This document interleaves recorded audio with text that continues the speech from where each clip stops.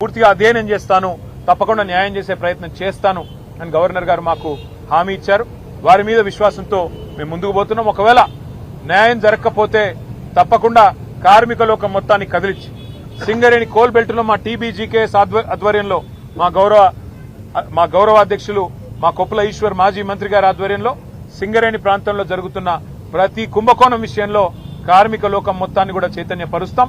తప్పకుండా ఈ అంశాన్ని వదిలిపెట్టమని చెప్పి మీ అందరికీ కూడా తెలియజేస్తూ పత్రికా మిత్రులు కూడా సహకరిస్తున్నందుకు, ఈ కుంభకోణాన్ని బయటికి తీసుకొస్తున్నందుకు పత్రికలకు కూడా టీవీలకు కూడా అన్నదమ్ములు దోచుకునే సరిపోవట్లేదంట రేవంత్ రెడ్డి గారికి. హిల్ట్ కుంభకోణం పేరు మీద హైదరాబాద్ లోని పారిశ్రామిక వాడల్లో భూములను కొల్లగొట్టడానికి 5 లక్షల కోట్ల విలువ చేసే 9,200 కోట్లు 9,200 ఎకరాల భూమిని కొల్లగొట్టేదానికి ప్రయత్నం చేస్తే మా పార్టీ బయటికి తీసుకొచ్చింది. అన్నదమ్ముల దోపిడీని అడ్డుకున్నది.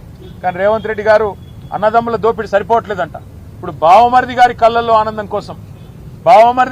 ఆనందం కోసం సింగరేణిని ఆయనకు గుత్తకు రాసిచ్చిండు.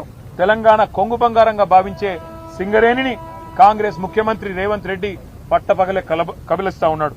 అందుకే మేము అడిగినాం ఇవాళ గౌరవ గవర్నర్ గారిని, సార్ మీరైనా ఇన్వాల్వ్ కండి, మీరు కిషన్ రెడ్డి గారికి ఆదేశం ఇవ్వండి, సిబిఐకి ఇస్తారా, సిట్టింగ్ జడ్జికి ఇస్తారా, మీ ఇష్టం.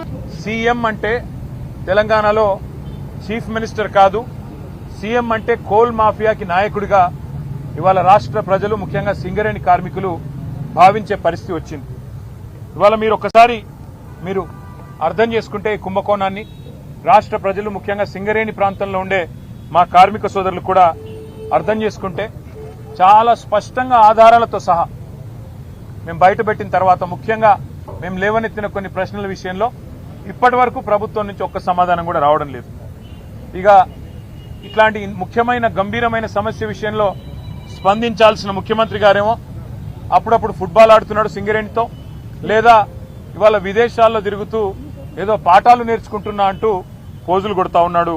కానీ నేను వారికి గుర్తు చేస్తా ఉన్నా, ఏ వయసులో ముచ్చట ఆ వయసులో జరగాలి.